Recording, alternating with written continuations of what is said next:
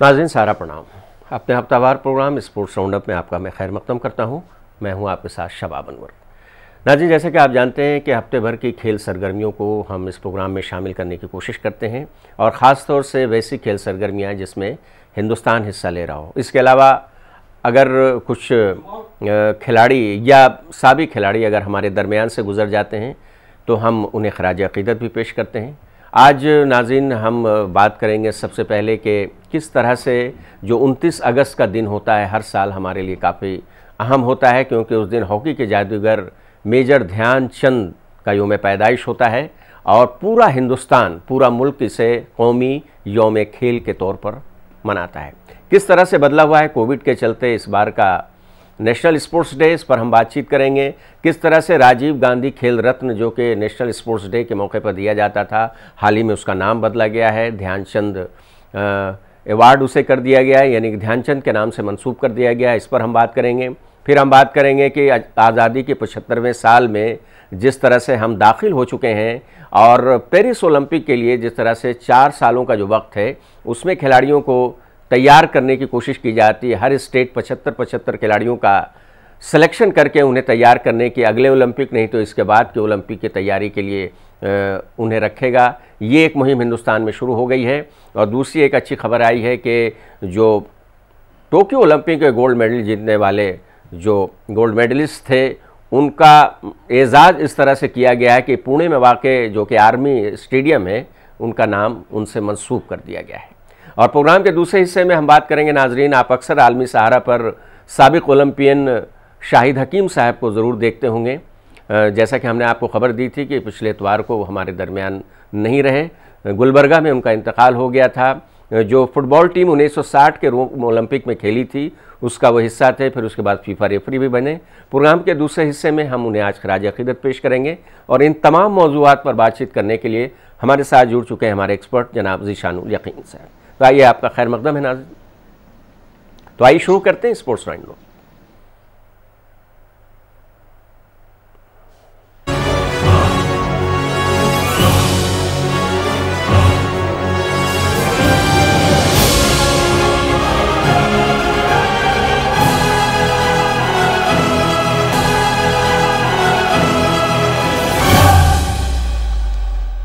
सबसे पहले हम बात करेंगे कौमी यौम खेल की। हम अपने नाजरीन को ये बता दें कि 29 अगस्त का जो दिन होता है हर साल पिछले कई 2-3 दहाइयों से, बल्कि इससे भी ज़्यादा अरसे से वो वक्फ होता है खेल और खिलाड़ियों के लिए, क्योंकि हमारे मुल्क में 29 अगस्त का दिन जो है कौमी यौम खेल के तौर पर मनाया जाता है। और इस मौके पर काफ़ी बड़े बड़े प्रोग्राम भी होते हैं। और जो सबसे बड़ा प्रोग्राम होता है, हालांकि इस साल कोविड की वजह कर नहीं हो पा रहा है, वो होता है दिल्ली के राष्ट्रपति भवन में, जहाँ पर सदर जमहूरिया जो है खिलाड़ियों को मुल्क के सबसे बड़े खेल अवार्ड, जो कि पहले राजीव गांधी खेल रत्न था, अब इसे ध्यानचंद खेल रत्न कर दिया गया है, उसे देते हैं। इसके अलावा अर्जुन अवार्ड उसी दिन तकसीम किए जाते हैं राष्ट्रपति भवन में। और जो कोचेज़ होते हैं उनकी हौसला अफजाई के लिए ध्यानचंद अवार्ड दिए जाते हैं कोचेस के लिए अलग से। अब नेशनल स्पोर्ट्स डे के मौके पर 2 ध्यानचंद अवार्ड हो जाएंगे। एक तो जो कि सबसे बड़ा अवार्ड होगा वो खिलाड़ियों को वो मिलेगा राजीव गांधी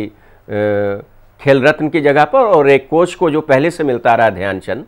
तो एक ध्यानचंद के यौम पैदाइश के मौके पर जाहिर सी बात है इससे बड़ा खराज अक़ीदत उनको और कुछ नहीं हो सकता कि एक की जगह 2 अवार्ड होंगे। ये अलग बात है कि किस तरह से कांग्रेस के वक्त में राजीव गांधी के नाम से मंसूब किया गया था और मौजूदा हुकूमत ने उसका नाम बदल दिया है। लेकिन अगर किसी भी स्टेडियम या किसी भी खेल अवार्ड का नाम अगर खिलाड़ियों से मंसूब किया जाए तो इसमें कोई बुरी बात नहीं होनी चाहिए। लेकिन हमें ये भी देखना होगा कि क्या ऐसा हो रहा है कि नहीं, ये असल बात है। उसके बाद सबसे बड़ी बात यह है कि हम ज़ीशान से जुड़ चुके हैं। हम ये जानना चाहेंगे कि ज़ीशान, जो टोक्यो ओलंपिक में जो पहली बार 7 मेडल आए ओलंपिक, जब से हिंदुस्तान हिस्सा ले रहा है, हालांकि आबादी के हिसाब से ये तादाद बहुत ज़्यादा नहीं है, तो ये जो खिलाड़ी हैं जो आपकी स्क्रीन पर नाज़रीन आप देख रहे हैं, तो चाहे वो 29 अगस्त का दिन इन खिलाड़ियों को ये हौसला अफजाई का हो, इन्हें इनामात से नवाजने का हो, या फिर हाल में जो सरकार ने खेलो इंडिया मुहिम शुरू की है, तो इसका कितना असर पड़ता है। और सबसे पहले ध्यानचंद को आप किस तरह से खराज अक़ीदत पेश करेंगे जिनके नाम से मंसूब है कौमी यौम खेल। देखिए शबाब साहब, जहाँ तक ध्यानचंद साहब की बात है तो हम लोग आपको ये मालूम नहीं होएगा कि मैं खुद कलीग हूँ एयर इंडिया में, उनका साथ में, उनके बेटे के जी जी जी साथ जी। में। और हम लोगों ने एक मुहिम चलाई थी कि ध्यानचंद साहब को मिलना चाहिए भारत रत्न अवार्ड। और ये मुहिम तकरीबन आप समझें कि तकरीबन ये 16, 17, 18 सालों से ये चल रहा था कि उन्हें भारत रत्न अवार्ड मिलना चाहिए। जब बाज़ स्पोर्ट्समैन को, जैसे अब मैं किसी का नाम नहीं लेना चाहता, लेकिन अगर आप एक किसी भी स्पोर्ट्समैन की बात करें तो उसमें सबसे बड़ा नाम अगर होएगा तो वो ज़रूर से जी हाँ, ध्यानचंद सचिन का ही रहा तेंदुलकर है। को मिला भारत रत्न खेल से पहले। आप उनका नाम, जाहिर सी बात है, सब लोग जानते हैं। हालांकि शुरू में ध्यानचंद का ही नाम आ रहा था। तो क्या आपको क्या लगता है कि जो मुहिम आप लोगों ने चलाई थी, जैसा कि आप बताया कि ध्यानचंद को भारत रत्न मिले, तो वो मुहिम कब तक कामयाब होती नजर आ रही है? क्या नहीं, खेल रत्न देखें का हम नाम लोग उनसे मंसूब कर देने से ये हो जाएगा? नहीं शवाब साहब, ये खेल रत्न का नाम राजीव गांधी का नाम हटा के आप ध्यानचंद साहब का रख दीजिए। ठीक है, हमारे लिए अच्छी बात है कि एक स्पोर्ट्समैन का नाम वहाँ पे आया है। आप अभी कह रहे थे कि चोपड़ा का नाम पूना आर्मी हॉस्पिटल जो स्टेडियम है उसकी जगह पे उनका नाम रखा गया जी है, जी। उस स्टेडियम का। वैसे ही मैं उसको भी बहुत अच्छा मानता हूँ कि वो है। लेकिन अगर पॉलिटिकल बातें हम नहीं करना चाहते हैं जी शवाब जी, साहब, बिल्कुल इसलिए कि बिल्कुल। पॉलिटिक्स एक डिफरेंट नहीं, हम प्लेटफॉर्म है। इस वक्त जो बात कर रहे हैं वो मेजर ध्यानचंद को खराज अकीदत पेश करेंगे। और एक अहम सवाल आपसे ये है कि जो कौमी यौम खेल मनाया जाता है, बहुत सारे मुल्कों में ख़ास दिन एक नहीं है, लेकिन हमारे हिंदुस्तान में कई दहाइयों से 29 अगस्त के दिन को इसके लिए मुकर्रर किया गया है। तो इससे खिलाड़ियों की कितना हौसला अफजाई होती है? नहीं बिल्कुल, ये हमेशा से होता चला आया है। जी जी, ये बिल्कुल। 29 तारीख को हम लोग मनाते चले आए हैं। और ख़ासकर 29 तारीख को आप देखेंगे, कल भी हमारे जो इतने दिनों से लोग इस कोशिश में लगे हुए थे कि ध्यानचंद साहब को मिलना चाहिए भारत रत्न अवार्ड, कल भी आप देखेंगे जी जी कि कुछ हॉकी के पुराने प्लेयर्स और जो कुछ लोग नए जो हैं या जो मॉडर्न ज़माने के हॉकी के प्लेयर्स हैं, वो कल भी कोई ना कोई, कहीं ना कहीं उनका एक प्रोटेस्ट या डिमांड जो है वो सामने आएगा प्राइम मिनिस्टर साहब के सामने के भाई उन्हें भारत रत्न मिलना चाहिए। और वो मुझे यकीन है कि आने वाले दिनों में ऐसा कुछ होएगा। अब जहाँ तक देखें, ये खेल अवार्ड की बात है या खेल डे की बात है, तो जब आप खेल डे मना सकते हैं, एक दिन का नेशनल हॉलीडे भी कर सकते हैं अगर हम ध्यानचंद के नाम पे, जी जी। तो मुझे नहीं लगता है कि कोई ये बहुत बड़ी चीज़ है कि ध्यानचंद साहब का इतना अगर रिस्पेक्ट है, इतनी इज्जत है, तो भारत रत्न भी उन्हें मिलना चाहिए शवाब साहब, उस जैसे इंसान के लिए। तो चलिए, 2021 के जो नेशनल स्पोर्ट्स डे है उसके मौके पर एक बड़ी डिमांड ये फिर से होने लगी है कि ध्यानचंद को भारत रत्न मिलना चाहिए। हालांकि ये जो एजाज़ उन्हें मिला है वो ज़ीशानुल यकीन उसे काफ़ी नहीं बता रहे हैं। उनका कहना है कि उनको ध्यानचंद को भारत रत्न दिलाने की मुहिम जो तमाम हॉकी खिलाड़ी हैं वो तो चला ही रहे हैं, इनके की तरफ से इनके कुछ कलीग्स हैं साथ में ये भी शामिल हैं, वो भी चलाते रहेंगे। हम उम्मीद करते हैं कि नेशनल स्पोर्ट्स डे के मौके पर एक अच्छा पैगाम जाएगा। और ख़ास बात यह है कि जो जिस तरह से खिलाड़ियों को एजाज़ से नवाजा जाता है, जो इंटरनेशनल खिलाड़ी हैं, ज़ीशान इस बार तकरीब नहीं हो पा रही है किसी वजह कर। आपको क्या लगता है कि अब जब इस साल कभी भी ये फंक्शन हो सकता है? आप बेहतर जानते हैं ज़ीशान के राष्ट्रपति भवन में ये प्रोग्राम 29 अगस्त को हर साल होता था और उसमें खेल रत्न, उसके अलावा अर्जुन अवार्ड जो कि बहुत पुराना अवार्ड है स्पोर्ट्स का, खेल रत्न तो नया शुरू हुआ है, फिर उसके बाद ध्यानचंद अवार्ड जो कोचेस को दिया जाता है, ये सारे अवार्ड बढ़ते हैं। तो और एक शफाफियत लाने के लिए जो एक नया काम स्पोर्ट्स अथॉरिटी ऑफ इंडिया ने ज़ीशान किया है वो ये किया कि तमाम जो स्पोर्ट्स फेडरेशन हैं उनसे खिलाड़ियों के नाम मांगे जाते हैं। उनका पर्सनली बायोडाटा तो मांगा ही जाता है, लेकिन स्पोर्ट्स फेडरेशन भी रेकमेंड करता है अर्जुन अवार्ड के लिए या फिर जो सबसे बड़ा अवार्ड है खेल रत्न अवार्ड उसके लिए। इस बार ये तकरीब मुकर्ररा वक्त पर नहीं हो पा रही है, तो कितना हौसला बढ़ता है और जो खिलाड़ी ओलंपिक के लिए तैयार होते हैं या फिर कॉमनवेल्थ गेम के लिए तैयार होते हैं?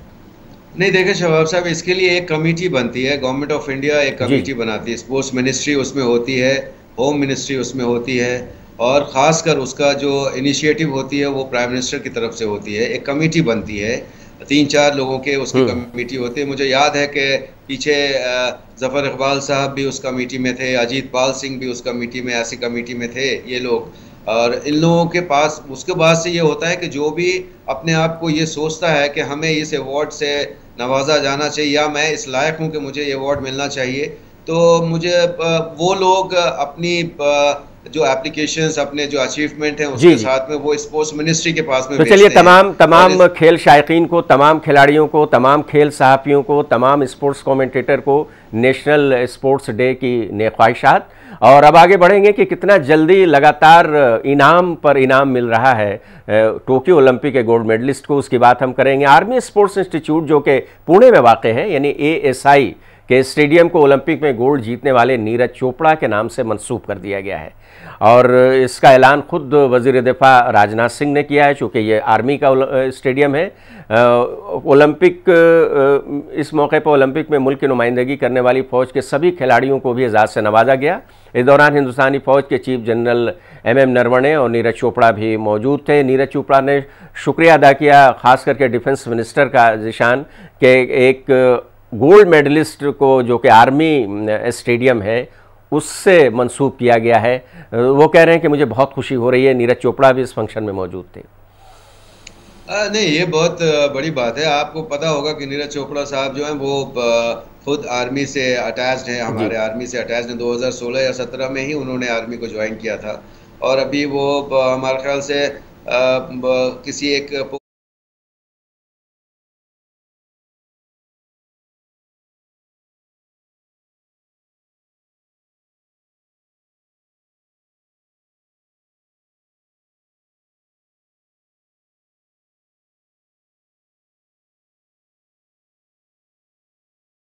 के नाम पे और स्टेडियम रखने का, तो मैं यही कहता हूँ कि हिंदुस्तान का जो नाम से आप स्टेडियम उनके नाम पे कर दें, अच्छी बात है।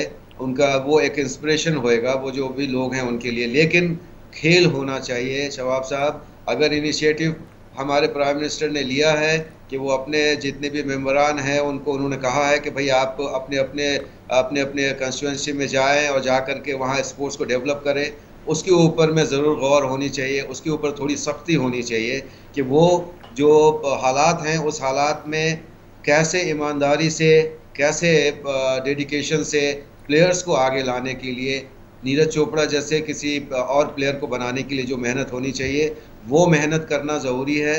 इनिशिएटिव लिया है प्राइम मिनिस्टर साहब ने, मुझे यकीन है कि आने वाले दिनों में बेहतर चीज़ें सामने आएंगी अगर जो मेंबरान हैं वो अपने पॉलिटिक्स को एक अलग प्लेटफॉर्म पे रख करके, स्पोर्ट्स को एक अलग प्लेटफॉर्म पे रख करके अगर वो काम करेंगे तो मुझे यकीन है कि आने वाले दिनों में कुछ बेहतर चीज़ें सामने आएंगी शवाब साहब। और ऐसे नीरज चोपड़ा की तरह के बहुत सारे प्लेयर्स ऐसे होंगे जिनको ओलंपिक में मेडल मिलेंगे और उनके नाम पे मुझे बहुत खुशी होगी कि पूरे हिंदुस्तान का जितना भी खेल की चीज़ें हैं और जो चाहे वो स्टेडियम हो, चाहे वो अकेडमीज़ हो, चाहे वो डिफरेंट जो भी चीज़ें स्पोर्ट्स से रिलेटेड हैं, वो ज़रूर किसी न किसी पुराने या नए कोई अचीवर के नाम पे होना चाहिए। बिल्कुल। और वैसे भी नीरज चोपड़ा की अगर बात की जाए ज़िशान, अभी हाल में उनका जो एक वीडियो आया सोशल मीडिया पर आपने देखा होगा, ओलंपिक के दौरान पाकिस्तान के एक जेवलिन थ्रोअर ने जिस तरह से उनके जेवलिन को इस्तेमाल किया था, उस पर वैसे लोग जिन्हें स्पोर्ट्स की ज़्यादा समझ नहीं है या फिर रूल्स को नहीं जानते हैं,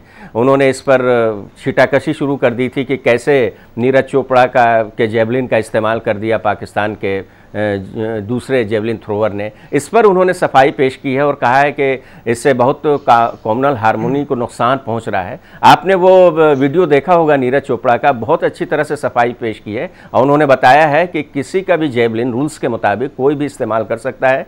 और हालांकि उन्होंने इतना तक कहा कि मेरी तो ये ख्वाहिश थी कि वो कम से कम मेरे बाद दूसरे या तीसरे नंबर पर रहता तो एशिया को एक और मेडल मिलता, तो ये खुशी की बात होती। तो ये जेस्चर भी उन्होंने दिखाया नीरज चोपड़ा ने 2 दिन पहले। देखिए शवाब साहब, मैं आपको बताऊं एक बात, बहुत अहम बात है, वो ये है कि स्पोर्ट्स खुद एक रिलीजन है। आप इसको मान के चलिए कि स्पोर्ट्स, अगर कोई भी स्पोर्ट्समैन है वो अगर रिलीजियसली नहीं मेहनत करता है तो उसे अचीवमेंट नहीं मिलता है। हम अपने स्पोर्ट्स को, चाहे मैं क्रिकेटर हूँ, चाहे कोई फुटबॉलर है, चाहे कोई भी इवेंट का कोई प्लेयर हो, वो अगर रिलीजियसली किसी में काम करता है तो रिलीजन जिसका भी है वो उसके घर में रिलीजन है शवाब साहब। ग्राउंड के अंदर में वही रिलीजन होता है जो इवेंट में वो पार्टिसिपेट कर रहा है। वहाँ पे कोई मुसलमान, कोई हिंदू, कोई क्रिश्चियन, कोई नहीं होता है, सभी एक बॉटल से पानी पीते हैं। ये बाज लोग हैं, हर जगहों पे आपको मिलेंगे, चाहे वो हिंदुस्तान हो या हालांकि ये पाकिस्तान अच्छी हो बात है या कोई जिशान भी के कंट्री बहुत हो। जल्द नीरज चोपड़ा ने सफाई पेश कर दी और रूल्स बताया जेवलिन थ्रो का, जो कि एथलेटिक्स का जो रूल है ट्रैक एंड फील्ड का, कि किसी भी जेवलिन का ओलंपिक जैसे मुकाबलों में कोई भी दूसरे देश का खिलाड़ी इस्तेमाल कर सकता है। बड़े अच्छे से सफाई पेश किया उन्होंने, साफ तौर पर कहा है कि मेरा नाम सियासत में न घसीटा जाए। अब ज़ीशान, हम पहले भी बात कर चुके हैं आपसे कि हम आज़ादी के 75वें साल में दाखिल हो चुके हैं और ओलंपिक में मेडल की तादाद में कैसे इजाफा हो इसके लिए एक मुहिम शुरू की गई है पूरे हिंदुस्तान में। हिंदुस्तान की सतह पर ओलंपिक 75 यानी आज़ादी के 75वें साल में 75 खिलाड़ियों का हर स्टेट जो है सिलेक्शन करेगा और उन्हें ओलंपिक के लिए तैयार करेगा। पिछले प्रोग्राम में हमने बताया था कि इसकी शुरुआत कर्नाटक की हुकूमत ने की है। तो कर्नाटक की हुकूमत ने जब इसकी शुरुआत की तो जो खबरें हमारे पास हैं वो ये है कि कर्नाटका की हुकूमत और कर्नाटक की जो ओलंपिक कमेटी है उसके पास अब तक 15 से 20 या भी उससे भी ज़्यादा खिलाड़ियों की तादाद हो चुकी है। तो ओलंपिक मिशन 75 कितना कामयाब साबित हो सकता है और क्या आने वाले 4 साल, 8 साल या फिर 12 साल इसमें मेडल्स की तादाद बढ़ सकती है? जिस तरह से खेलो इंडिया शुरू हुआ तो ओलंपिक 75 मिशन कितना कामयाब रहेगा? आपसे इस पर पहले भी बात हो चुकी है ज़ीशान। देखिए शवाब साहब, मैं ये नहीं कह सकता कि क्या कामयाबी होएगी, क्या कामयाबी मिल सकती है, इसलिए कि देखिए प्लान 4 साल का नहीं होता है शवाब साहब। बिल्कुल। प्लान हमेशा 10 साल 12 साल के बच्चों को अगर आप जब तक के उनको मोटिवेट नहीं करेंगे, उनको स्पोर्ट्स की तरफ नहीं लाएंगे, बेसिक लेवल से अगर उन्हें ट्रेन नहीं करेंगे, उनका जो लेवल होना चाहिए, उनकी जो सोच होनी चाहिए, जब तक कि वो उस लेवल पे नहीं आप करेंगे, वो बिल्कुल स्टार्टिंग से करनी पड़ेगी। इट मीन्स कि आप मान के चलें कि 6, 7, 8 साल आपको एक बच्चे के ऊपर वर्क करना पड़ेगा, तभी जा कर के वो उस कंपटीशन में कम्पीट कर पाएगा। तो मेरे ख्याल से अभी भी हम जिस चीज़ों को कर रहे हैं वो कहीं ना कहीं लैक कर रहे हैं। हमें ये करना चाहिए ज़रूर से शवाब साहब। मैं फिर से कह रहा हूं कि हमारे प्राइम मिनिस्टर साहब ने जो इनिशिएटिव ली है, उन्होंने जो कहा है अपने मेंबरान को, वो मेंबरान जाएं। ऐसे बहुत सारे हाँ, तमाम एमपीज को कहा है कि अपने अपने इलाके में जाकर खेलों का विकास करें। जी बिल्कुल बिल्कुल। वो बहुत सारे ऐसी कंपनीज हैं हिंदुस्तान में जो एक्स स्पोर्ट्समैन चला रहे हैं, आप उनको यूज़ कर सकते हैं, आप उनको लेकर के जा सकते हैं कि बेसिक लेवल से आप जेवलिन थ्रोअर को लेके आओ, आर्चर को लेके आओ, आप जो अदर जो इवेंट्स हैं उसके लिए लेके आओ। वैसे ही जैसे हो रहा है हरियाणा में, आप जाएंगे शवाब साहब, आप देखें हरियाणा में कि बॉक्सिंग के लिए किस तरह से छोटे बच्चों को लेकर के वो कोचेज आते हैं, उनको तैयार कर रहे हैं। वैसे ही रेसलर्स को लेकर के आ रहे हैं, वो तैयार कर रहे हैं। जहां उनको मेडल मिल रहे हैं, बॉक्सिंग में भी मिल जाते हैं और रेसलिंग में भी मिलते हैं उन्हें मेडल। खासकर अगर आप देखेंगे तो ये हरियाणा का जो पूरा एरिया है वहाँ पे ये काम हो रहा है। वैसे ही हिंदुस्तान के अदर स्टेट में भी काम करने की ज़रूरत है। मैं एक बिहार से बिलोंग करता हूँ शबाब साहब, आप मुझे बताएं कि बिहार में हमारे क्या इंफ्रास्ट्रक्चर है।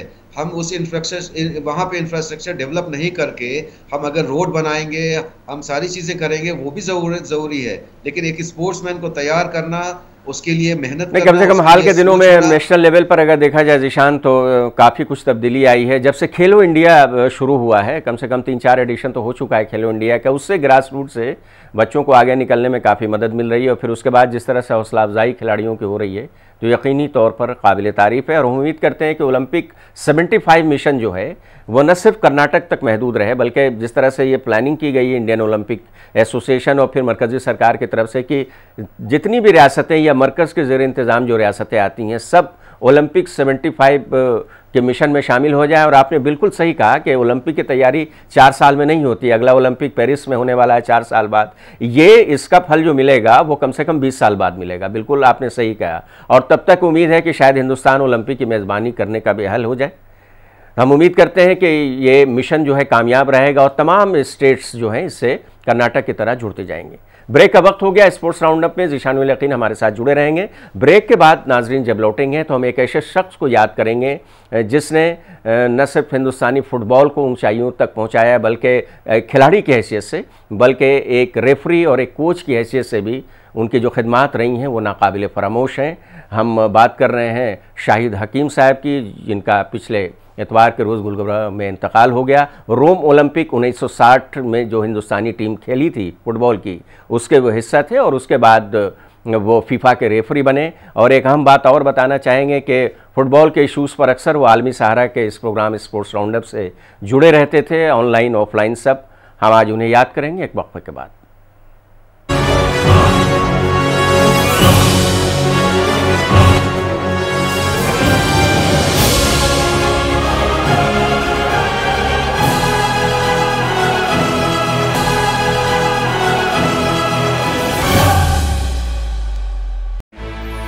दुनिया भर के हालात, हादसा, वाकयात या वारदात और उन सब की खबरों में आपके दिल की बात, हर सच का पूरा मंजरनामा। हर घंटे देखिए खबरनामा, सिर्फ आलमी सहारा पर।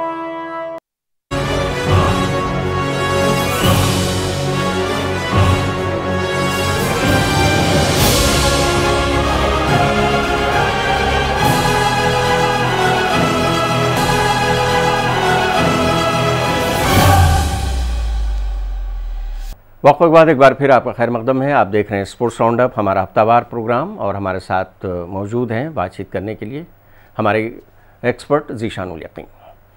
तो नाज़रीन, जैसा कि हमने कहा था कि ब्रेक के बाद हम उस शख्स को याद करेंगे जो कि फ़ुटबॉल के बारे में जितनी भी बातें की जाएँ उनके लिए वो कम होंगी। 1960 का ओलंपिक जो कि रोम में खेला गया था, उसकी अगर याद ताज़ा करें तो हिंदुस्तानी टीम ने भी उसमें हिस्सा लिया था और उस हिंदुस्तानी टीम के अहम रुकन थे नाम सैयद शाहिद हकीम। और उसके बाद वो फीफा के रेफरी बने, कोच बने और न जाने किस तरह से उन्होंने अपनी खिदमात अंजाम दी। 1960 का जो ओलंपिक है उसमें हिंदुस्तानी टीम के हिस्सा थे। हम बार बार ये बताना चाहेंगे क्योंकि फ़ुटबॉल की टीम बहुत कम हिस्सा लेती है। उन्होंने फीफा इंटरनेशनल रेफरी के तौर पर खिदमात अंजाम दी और दोहा में ख़ास तौर से 1988 का जो AFC एशियन कप था, रेफरी की हैसियत से उन्होंने कई मैचों में इसकी निगरानी की। 1960 से 1966 तक वो हिंदुस्तानी कौमी टीम का हिस्सा रहे। मरहूम शाहिद हकीम को 2017 में हुकूमत हिंद की जानिब से Dhyanchand life time achievement award से नवाजा गया था। शाहिद हकीम आलमी सहारा के हफ्तावार प्रोग्राम, जैसा कि हमने आपको बताया, स्पोर्ट्स राउंडअप में फ़ुटबॉल के एक्सपर्ट के तौर पर कई बार शामिल हुए थे। तो आज हम उन्हें खराज अक़ीदत पेश कर रहे हैं। किस तरह से आप याद करेंगे? आपकी भी कई बार मुलाकात शाहिद हकीम साहब की हो चुकी है कई जगह पर। जो शाहिद हकीम साहब की जो शख्सियत थी, एक तो ये कि वो ओलंपियन, एक बहुत बड़ी बात है फ़ुटबॉल में अगर कोई ओलंपियन है हिंदुस्तान की तरफ से, बहुत बड़ी बात। बार बार हम बता रहे हैं कि 1960 के रोम ओलंपियन में वो हिंदुस्तानी टीम का हिस्सा बने। फिर उसके बाद फीफा ने उन्हें अपना रेफरी बनाया और ख़ास करके 1988 का जो AFC कप जो कि दोहा क़तर में हुआ था, उसमें जिस तरह से उन्होंने अपने फ़राइज़ अंजाम दिए थे वो उसके बाद काफ़ी हद तक अगर देखा जाए तो काफ़ी चर्चा में रहे। उसके बाद मुल्क की जितनी भी यूनिवर्सिटियाँ हैं, यानी कि जो सेंट्रल यूनिवर्सिटीज़ हैं, उनमें स्पोर्ट्स एडवाइज़र के तौर पर उन्होंने खिदमात अंजाम दी। हाल तक जामिया मिलिया इस्लामिया और उसके अलावा बहुत सारी ऐसी यूनिवर्सिटी है जो कि सेंट्रल यूनिवर्सिटी में स्पोर्ट एडवाइज़र के तौर पर वो रहे। इसके अलावा नेशनल लेवल पर अगर देखा जाए तो बहुत सारे क्लब हैं जिन्हें उन्होंने कोच किया और नए नए खिलाड़ी तैयार किए। ज़ीशानुल यकीन किस तरह से याद करेंगे शाहिद हकीम को? देखिए, मैं मुझे बहुत अफसोस है उनका, इसलिए कि मैं आपको कहूँ शवाब साहब कि मैं उनसे करीब रहा हूँ। पिछले 3-4 सालों से मैं खुद कुछ चीज़ों में मशगूल हो गया जिस वजह से थोड़ा सा कांटेक्ट उनसे दूर हो गया। अदरवाइज़ मैं उनसे हमेशा करीब रहा। और इत्तेफाक की बात है कि आपने नाम लिया जामिया का। जिस वक्त वो जामिया स्पोर्ट्स एडवाइज़र थे तो हमारी रोज़ ही मुलाकात होती थी ऑलमोस्ट। और वो जो एक जामिया का जो गेस्ट हाउस है उसी में वो रहते थे, एक रूम था उनका, वहीं रहते थे वो। और हम दोनों बैठ के काफ़ी देर तक कुछ पुरानी बातें वो बताते थे मुझे, कुछ नया कैसे क्या करना सोच रहे हैं, या बेसिकली जो उनका एक जो अच्छाई वो थी जिसकी वजह से मैं बहुत ज़्यादा करीब हो गया था उनसे शवाब साहब, वो थी अच्छाई है कि बहुत ही स्ट्रेट फॉरवर्ड आदमी थे। बिल्कुल। और वो कभी किसी चीज़ के बारे में ये नहीं सोचते थे कि इससे इनका क्या लॉस होएगा और या क्या। वो हमेशा ये सोचते थे कि अगर मेरा लॉस हो रहा है और हमारे हिंदुस्तान का अगर इस लॉस से फ़ायदा हो सकता है तो मैं अपना लॉस कराने के लिए तैयार हूँ। वो शख्सियत थी वो। और जो भी चीज़ें, जो उनकी अचीवमेंट्स हैं, जो उनकी सारी चीज़ें हैं, जो उनकी सोच थी, उस उम्र में भी आप देखें कि वो ग्राउंड में उस वक्त ये स्टेडियम नहीं बना था जो जामिया का है, और वो जब थोड़ी देर हम लोग बैठ जाते थे और उसके बाद से बोलते थे कि चलो ग्राउंड चलते हैं, चल के वहाँ की खुशबू जो है ना, वो खुशबू असल है। ये रूम की खुशबू, दीवारों की खुशबू हम लोगों को नहीं भाती है। चलो वहाँ ज़ीशान चलते हैं हम लोग ग्राउंड में, वो जो ज़मीन की खुशबू है, मिट्टी की खुशबू है, वो लेते हैं। एक बात ज़ीशान जो अक्सर हमारे साथ वो शेयर करते थे, कई प्रोग्राम हमने किए थे उनके साथ, जब भी उनसे बात की जाती थी कि हकीम साहब हिंदुस्तान में फ़ुटबॉल का मुस्तकबिल क्या है, तो यही कहते थे कि क्लब फुटबॉल आप उठा करके नज़र देख लीजिए, भले ISL शुरू हो गया है, आई लीग शुरू हो गया है, लेकिन हमारे क्लब फुटबॉल की जो हालत है, उन्होंने मोहन बागान, मोहम्मडन स्पोर्टिंग ईस्ट बंगाल, इस सारी जो पुराने क्लब हैं बंगाल के, उनका नाम लेते थे। बोले कि क्लब लेवल के जो टूर्नामेंट सब बंद पड़े हैं, ऑल इंडिया फुटबॉल फेडरेशन जब तक इन्हें रिवाइव नहीं करेगा, हिंदुस्तान में फुटबॉल आगे नहीं बढ़ सकता, चाहे आप लाख लीग करा लें। इसको लेकर के वो काफ़ी फिक्रमंद रहते हैं, और जैसा कि आपने कहा कि काफ़ी बोल्ड करके अपनी आवाज़, कभी कभी हम लोग को डर भी लगता था, वो कहते थे शाहिद साहब आप ज़्यादा मत बोलें, दूसरे को नाराज़गी हो सकती है। तो कहते हैं कि मैं किसी से नहीं डरता, आपको अपने प्रोग्राम में बुलाना है तो बुलाएं, नहीं तो मैं नहीं आऊँगा। यहाँ तक वो कहते थे, क्योंकि वो सभी से बोल्डली बात करते थे, और उन्होंने कहा कि फ़ुटबॉल के लिए मैं ज़िंदा हूँ, आखिरी सांस तक फ़ुटबॉल मेरे साथ रहेगी। और जब भी वो ज़ईफ़ी में भी जब निकलते थे मैदान में, आपने भी देखा होगा, तो उनके पैर के नीचे फुटबॉल ज़रूर रहती थी, यानी फुटबॉल को हमेशा साथ रखते थे। तो ये क्लब फुटबॉल का जो रोना रोया, और हम भी जानते हैं कि जो बड़े बड़े क्लब के जो टूर्नामेंट फुटबॉल के थे वो अब बंद हो गए हैं, और उनका यही कहना था आखिरी वक्त तक यही कि जब तक रिवाइव नहीं होगा क्लब टूर्नामेंट, तब तक हिंदुस्तान में फ़ुटबॉल आगे नहीं बढ़ सकता। बिल्कुल, देखिए उनकी जो बातें थी वो बिल्कुल सही बातें थी, कि अगर आप किसी भी चीज़ को डेवलप करना, किसी भी इवेंट को, कोई भी स्पोर्ट को अगर आप डेवलप करना चाहते हैं अपनी कंट्री में, तो आपको स्टार्टिंग जो चीज़ होती है, क्या होती है, वो होती है क्लब्स होते हैं, जो लोकल क्लब होते हैं, वहाँ से प्लेयर निकल के बड़े क्लब में आते हैं, वहाँ से निकल के फिर वो नेशनल लेवल पे आते हैं। तो वो जो स्टेज है, वो स्टेज अगर बीच का टूट गया है तो बहुत मुश्किल है। आप फुटबॉल में मैं जब टिस्को में था, शवाब साहब एयर इंडिया से पहले जब मैं टाटा में था, तो टाटा ने फुटबॉल एकेडमी एक बनाई थी, मुझे याद है, और मैं उस वक्त इत्तेफाक से था जब हकीम साहब को बुलाया गया था। स्पेशली उस वक्त रूसी मोदी साहब हुआ करते थे, उन्होंने स्पेशली बुलाया था हकीम साहब को कि आप आइए और आप आकर के कुछ दिन इसमें जो कमियां हैं उन कमियों को देखें और करें। मैं था उस वक्त से हमारी जान पहचान हुई थी हकीम साहब से, मुझे याद है, और उन्होंने कुछ एडवाइस दिए थे टाटास को, जो उन्होंने टाटा ने किया।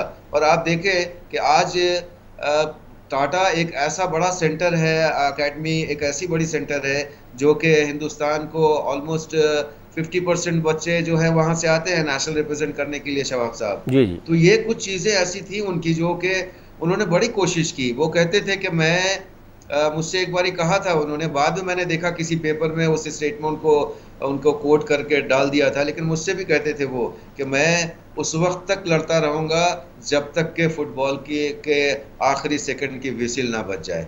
वो एक अजीब सा वर्ड था उस इंसान का। बिल्कुल बिल्कुल, वो अपने विसिल की बात कर रहे थे और वो आखिरकार बज ही गई, क्योंकि जाहिर सी बात है किसी भी इंसान को दुनिया में हमेशा नहीं रहना है। लेकिन जो स्ट्रगल उन्होंने किया, हालांकि इतना बड़ा अचीवमेंट उनके नाम था कि कोई ज़रूरत नहीं थी, आराम से बैठ भी सकते थे, लेकिन फुटबॉल का साथ उन्होंने कभी नहीं छोड़ा। आखिरी दम तक फुटबॉल के लिए और फुटबॉल के फ़रोग़ के लिए वो लड़ते रहे और जिद्दोजहद करते रहे। प्रोग्राम ख़त्म करने का वक्त हो गया। हम बहुत बहुत शुक्रिया अदा करेंगे ज़ीशानुल यकीन साहब हमसे जुड़ने के लिए और आलमी सहारा के इस प्रोग्राम में वक्त देने के लिए। बहुत शुक्रिया शवाब साहब। तो नाज़रीन, आज के स्पोर्ट्स राउंडअप में बस इतना ही, दीजिए इजाज़त, लेकिन आप देखते रहिए आलमी सहारा। सारा प्रणाम।